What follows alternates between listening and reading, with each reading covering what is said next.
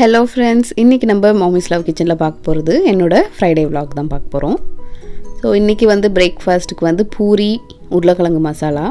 இன்றைக்கி good Friday இல்லையா, அதனால் என் பையனுக்கு ஸ்கூல் லீவ் தான், கொஞ்சம் அதனால் ஸ்பெஷலாக இருக்கட்டுமேன்னு சொல்லிவிட்டு பூரி செஞ்சு தர போகிறேன். பூரி மாவு பிசைஞ்சு வச்சாச்சு. இப்போ உருளைக்கிழங்குக்கு நான் வெங்காயம் தாளிச்சிருக்கேன். உருளைக்கிழங்கு வெந்துக்கிட்டு இருக்குது. இப்போது இந்த பூரியை திரட்டி ஒன்று ஒன்றா பொரித்து எடுத்துட வேண்டியது தான். இந்த பூரி கிழங்கு ரெசிபிலாம் நான் முன்னாடியே போட்டிருக்கேன், அதனோட லிங்க் டிஸ்கிரிப்ஷன் பாக்ஸில் போடுறேன், நீங்கள் பார்த்து தெரிஞ்சுக்கோங்க. இந்த பூரி உருளைக்கிழங்கு பண்ணும்போது நீங்கள் இந்த கிழங்கோட இஞ்சி பூண்டு பேஸ்ட்டு போட்டு பண்ணி பாருங்கள். டேஸ்ட்டும் ரொம்ப நல்லாயிருக்கும், உங்களுக்கு டைஜஷனும் ஈஸியாக இருக்கும். ஸோ சூப்பராக பிரேக்ஃபாஸ்ட் ரெடி ஆகிடுச்சு. பிரேக்ஃபாஸ்ட் முடிச்சாச்சு. ஸோ பையனுக்கு லீவு, அவங்களுக்கு ஏதாவது ஒரு ஆக்டிவிட்டி கொடுக்கணும்னு சொல்லிட்டு இந்த மாதிரி ராக்கில் பெபிள் பெயிண்ட் பண்ணலாம் அப்படின்ட்டு இருக்கோம். ஸோ இந்த மாதிரி கருப்பு பெபிள் ராக்ஸ் எடுத்து இந்த மாதிரி ஒயிட் பெயிண்ட் அடிச்சிருக்கேன். ஸோ இது ஒரு பேஸாக இருக்கும். இது நல்லா காய வச்சிட்ட பிறகு இது தனித்தனியாக நாங்கள் பெயிண்ட் பண்ண போகிறோம். இந்த பெபிள் பெயிண்டிங்கே பார்த்திங்கன்னா எங்களுக்கு ஒரு ஹோல் டே ஆக்குப்பைடாக வச்சுருந்துச்சு, நல்லா இன்ட்ரெஸ்டிங்காக இருந்துச்சு. நெக்ஸ்ட் லன்ச் பண்ண போகிறேன். லஞ்சுக்கு முருங்கைக்கீரை சாம்பார் வைக்கலான் இருக்கேன். முருங்கைக்கீரை பார்த்திங்கன்னா இங்கே இந்த ஸ்டேட்டில் இவ்வளோண்டு தான் கிடைக்கும். இதோட விலை பார்த்திங்கன்னா $4. இதில் கரெக்டாக பார்த்திங்கன்னா 4 இல்லை 5 இனுக்கு அவ்வளோதான் இருக்கும். ஸோ இதை வச்சு நம்ம பொரியல் பண்ணோன்னா ஒரு ஆள் கூட பத்தாது. ஸோ பாதியாக எடுத்து பாதி சாம்பாருக்கு பாதி சூப்புக்குன்னு வச்சுருக்க போகிறேன். இந்த முருங்கைக்கீரையோட சத்துக்கள்லாம் என்னென்னு பார்த்தீங்கன்னா, இது 2 டைம் நம்ம சாப்பிட்ற தயிரோட சத்துக்கள் இருக்குது. அப்புறம் 4 மடங்கு கேரட்டு, அப்புறம் 3 மடங்கு வாழைப்பழம், 4 மடங்கு பால், அப்புறம் 7 மடங்கு ஆரஞ்சு. ஸோ இது ஒவ்வொரு கிராமுமே பார்த்திங்கன்னா சத்து நிறைஞ்சது தான். அதனால் கண்டிப்பாக நீங்கள் கடையில் பார்த்தீங்கன்னா ரெகுலராகவே வாங்கி வச்சு வாரத்துக்கு ஒரு முறையாவது சாப்பிட்டு உங்கள் உடம்பை பார்த்துக்கோங்க. நெக்ஸ்ட்டு சோயா பொரியல் பண்ண போகிறேன். ஸோ இந்த மாதிரி சோயா சங்க்ஸில் கொஞ்சமாக உப்பு போட்டு நல்லா கொதிக்கிற தண்ணியை வச்சு ஒரு 5 to 10 minutes வச்சு ஊற வச்சிடலாம். நெக்ஸ்ட்டு பாவக்காய் ஃப்ரை. பாவக்காய் கூட கொஞ்சம் லெமன் ஜூஸ், உப்பு, மிளகாய்த்தூள், அப்புறம் தனியாத்தூள், கொஞ்சமாக கடலை மாவு இதெல்லாம் போட்டு மேரினேட் பண்ணி வச்சுருக்கேன். ஸோ காலையில் பூரி போட்ட எண்ணெய் கொஞ்சம் இருந்துச்சு. ஸோ அதை எப்படி இருந்தாலும் கொட்ட தான் செய்யணும்.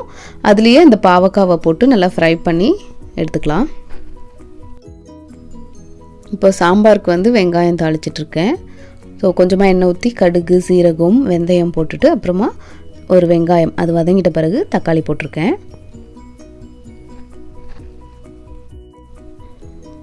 இன்றைக்கி நான் பாதி முருங்கைக்கீரை தான் போட போகிறேன், பாதி நான் அடுத்த நாளைக்கு சூப் வைக்க போகிறேன்.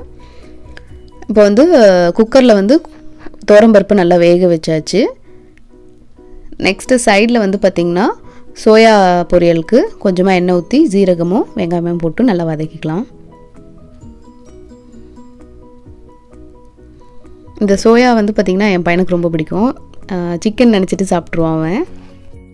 முருங்கைக்கீரை முடிஞ்ச அளவுக்கு இந்த மாதிரி வேக வச்ச மாதிரி நீங்கள் சாப்பிட்டிங்கன்னா அது ரொம்ப நல்லாயிருக்கும். அதோட ஃபுல் சத்தும் நம்மளுக்கு கிடச்சிரும். நீங்கள் பொரியல் நிறையா கீரை இருக்குது அப்படின்னா நீங்கள் பொரியல் செஞ்சுக்கலாம். கொஞ்சமாக இருந்துச்சுன்னா இந்த மாதிரி சாம்பார்லையோ இல்லை சூப்போ வச்சு சாப்பிட்டிங்கன்னா அதோட ஃபுல் இதுவும் பெனிஃபிட்டும் நம்மளுக்கு வரும் சேரும். இப்போ இந்த கீரையை போட்டு கொஞ்சம் லைட்டாக வதக்கிக்கலாம். இப்போ இந்த சோயா பொரியலுக்கு கொஞ்சம் தக்காளியும் கட் பண்ணி வச்சுருக்கேன், அதுவும் போட்டு நல்லா வதக்கிக்கலாம். மீன்வைல் சோயாவை நல்லா பிழிஞ்சு சின்ன சின்ன பீசஸாக கட் பண்ணி வச்சுருக்கேன்.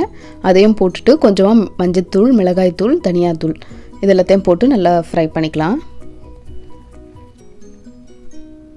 இந்த சோயா பொரியல் ரொம்ப டேஸ்டியாகவே இருக்கும். இந்த பருப்பு, சாம்பார் இது கூடலாம் வச்சு சாப்பிட்டோம்னா ரொம்ப நல்ல ஒரு காம்போவாக இருக்கும்.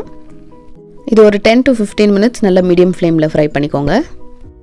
இப்போ கீரை வெந்த பிறகு கொஞ்சம் நம்ம வேக வச்சுருந்த பருப்பு, அப்புறம் புளி தண்ணி, சாம்பார் பொடி, அப்புறம் தேவைப்பட்டால் கொஞ்சம் தண்ணி ஊற்றி நல்லா கொதிக்க விட்டாச்சு.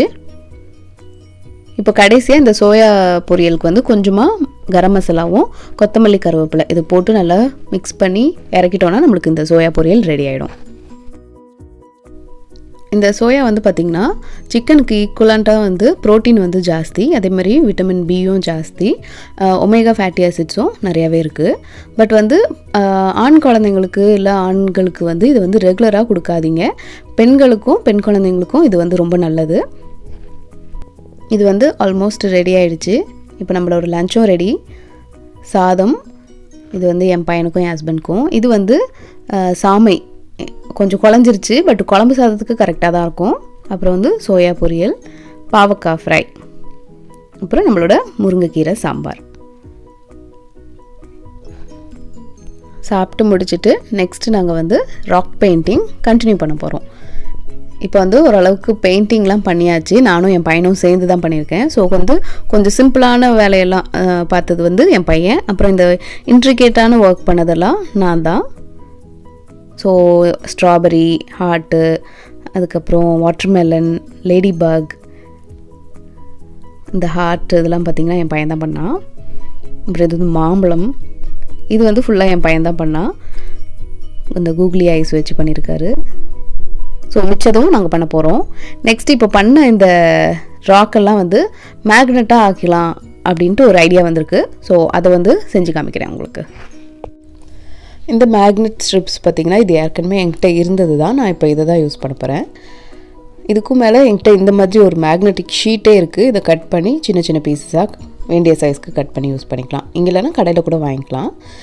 இப்போ நான் இதை ஸ்டிக் பண்ண போகிறது இந்த மாட் பாஜ் இதை தான் வச்சு தான் ஸ்டிக் பண்ணுறேன். இது நல்லா பவர்ஃபுல்லாக இருக்கும். இப்போ இதை நான் ஒட்டி காமிக்கிறேன் பாருங்கள். ஸோ இது நல்லா ட்ரை ஆகிடுச்சு. ஸோ இந்த மாதிரி எல்லாத்தையும் ஸ்டிக் பண்ணியாச்சு. ஸோ ரொம்ப க்யூட்டாக அழகாக இருக்குது. இந்த மாதிரி ஃப்ரிட்ஜ் மேக்னெட்ஸும் நம்மளுக்கு செஞ்ச மாதிரி இருக்கும். அதே மாதிரி குழந்தைங்களுக்கு நல்ல ஒரு ஆக்டிவிட்டி கொடுத்து அவங்கள ஆக்குப்பைடாக வச்ச மாதிரி இருக்கும். நெக்ஸ்ட்டு ஈவினிங்க்கு பார்த்திங்கன்னா வந்து ஏதாவது ஒரு ஹெல்த்தியான ஸ்நாக்ஸ் சாப்பிட்லான்னு சொல்லிட்டு இப்போ நான் குடிச்சிட்ருக்கிறது வந்து இந்த லெமன் ஜூஸ். அதில் கொஞ்சம் சியா சீட்ஸ் போட்டிருக்கேன். வெயிட் லாஸ்க்குலாம் ரொம்ப எஃபெக்டிவாக இருக்கும். அப்புறம் வந்து கொய்யா காய், இது வந்து பழம் கிடையாது, காய் நல்லா பெருசாக இருந்துச்சு. ஸோ இதில் வந்து உப்பு மிளகாத்தூள் போட்டு ஒரு சாலட் மாதிரி வச்சு சாப்பிட போகிறோம். ஸோ இதுதான் ஸ்நாக்கு. இந்த கொய்யா காயிலையும் சரி பழமலையும் சரி ரொம்ப நிறைய பெனிஃபிட்ஸ் இருக்குது. ஆன்டி ஆக்சிடென்ட்ஸ், அப்புறம் பொட்டாசியம், மெக்னீஷியம்லாம் ரொம்ப ஜாஸ்தி. நம்மளுக்கு இம்யூன் சிஸ்டம் பில்ட் பண்ணுறதுக்கு, அதுக்கப்புறம் வந்து வெயிட் லாஸ்க்கு, அதுக்கப்புறம் லேடிஸ்க்கு வந்து இந்த மென்சஸ் பீரியட் அப்போ வந்து வயிறு வலி வரைக்கும் இல்லையா, அப்போ கூட நீங்கள் இதை சாப்பிட்லாம். இது காய் பழம் தவிர இந்த கொய்யாக்காவோட லீஃப் இருக்கு இல்லையா, அது வந்து தண்ணியில் போட்டு நல்லா கொதிக்க வச்சு நீங்கள் ரெகுலராகவே குடிச்சிட்டு வந்தீங்கன்னா உங்களுக்கு பிளட்டில் இருக்க சுகர் லெவலும் ரெடியூஸ் ஆகிறதுக்கு நிறைய சான்சஸ் இருக்குது. ஸோ கண்டிப்பாக ட்ரை பண்ணி பாருங்கள். நான் வந்து கொஞ்சமாக லெமன் ஜூஸும் போட்டிருக்கேன், கொஞ்சம் ஒரு டேஸ்ட்டுக்காக தான். நெக்ஸ்ட் டைம் கொய்யாக்காய் பார்த்தீங்கன்னா யோசிக்காதீங்க, வீட்டுக்கு வாங்கிட்டு வந்து கண்டிப்பாக சாப்பிடுங்க. என்ன ஃப்ரெண்ட்ஸ், இந்த ஃப்ரைடே விலாக் உங்களுக்கு பிடிச்சிருக்கும்னு நினைக்கிறேன். பிடிச்சிருந்துச்சின்னா மறக்காமல் நம்ம சேனலை லைக் பண்ணுங்கள், ஷேர் பண்ணுங்கள், சப்ஸ்கிரைப் பண்ணுங்கள். இந்த மாதிரி இன்னொரு வீடியோவில் உங்களை சந்திக்கிறேன். நன்றி, வணக்கம்.